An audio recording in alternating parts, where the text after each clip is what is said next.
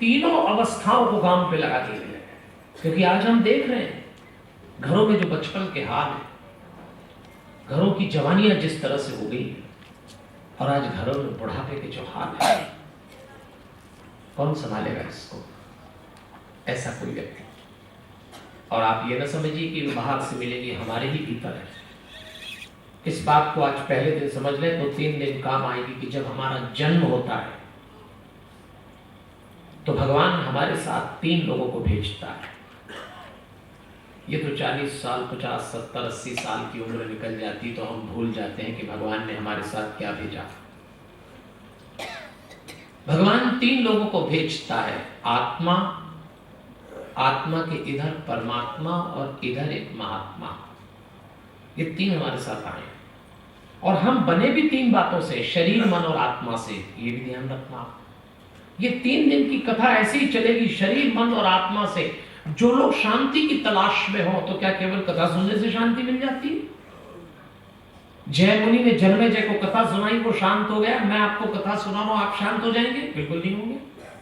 क्योंकि केवल सुनने से यदि कुछ होता तो हमारा दिल वैकुंठ हो गया होता। इतनी कथाएं अपने देश में होती, किसी का कुछ नहीं बदलता।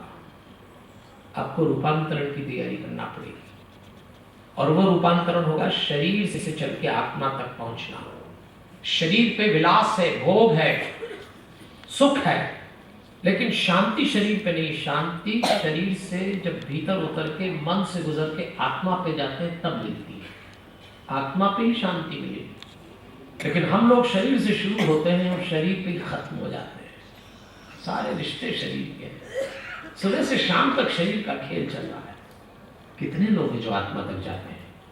तो ये 3 दिन हम शरीर से आत्मा तक की यात्रा करेंगे। और जैसे ही आप आत्मा तक चलेंगे, सबसे पहले एक महात्मा मिलेगा, फिर आपकी आत्मा मिलेगी और आत्मा के ठीक उधर परमात्मा। ये क्रम है। महात्मा कौन? ये अग्रसेन जी हमारे जीवन में महात्मा के रूप में है। बिल्कुल एक अग्रसेन हम सबके भीतर है। फर्क इतना है कि इन्होंने अपने को उजागर कर दिया था और हमने ढक के रखा है। अगर हम थोड़ा सा काम करें तो हमारे भीतर एक महात्मा निकलता है। हम लोग इस साधु संतों को इतना तलाश करते हैं, ये इतना बाबा जी के चक्कर लगाते हैं, आप लगाते हैं, हम लगाते हैं। क्यों लगाते हैं? हमको लगता है महात्मा जी कुछ कर देंगे, परमात्मा जी कुछ कर देंगे, साधु संतों की शरण में जाना चाहिए, मैं मना नहीं कर रहा, लेकिन हम सोचते हैं सब यही कर देंगे। जैसे हमारे पास भी कई लोग आते हैं, हमको भगवा कपड़े पहन के कथा करते थे, वो बोलते पंडित जी बस एक बार अपना हाथ मेरे सिर पर रख दीजिए, ऐसा रखवाते नहीं। कई तो हमें घर ले जाते हैं, आप तो आपके चरण पड़ जाएंगे, हम धन्य हो जाएंगे। अरे हम हमारी जान में, मेरे हाथ रखने से आपका भला होता तो मैं हाथ रखने की फैक्ट्री डाल लेता है।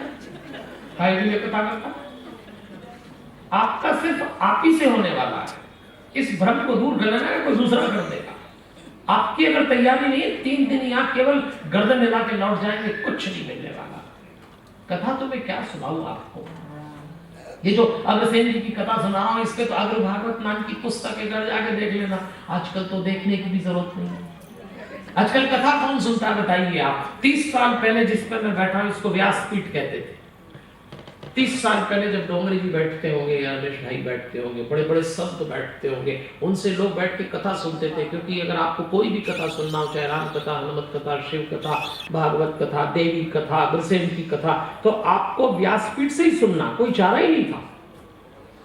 लेकिन अब कथा सुनने के लिए तो आपको व्यासपीठ की जरूरत ही क्या? एक उंगली उठाइए बस, एक, और मारिए गूगल पे, इतने किस्म के अग्रसेन जी, हनुमान जी बाहर आ जाएंगे जितने इनको भी मालूम है। इतना गूगल पटकते हैं, हो गया काम।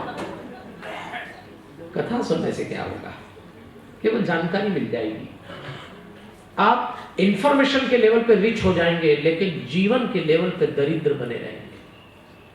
हम जीवन टटोलने आए हैं 3 दिन, और उसमें आपको मदद करना पड़ेगी।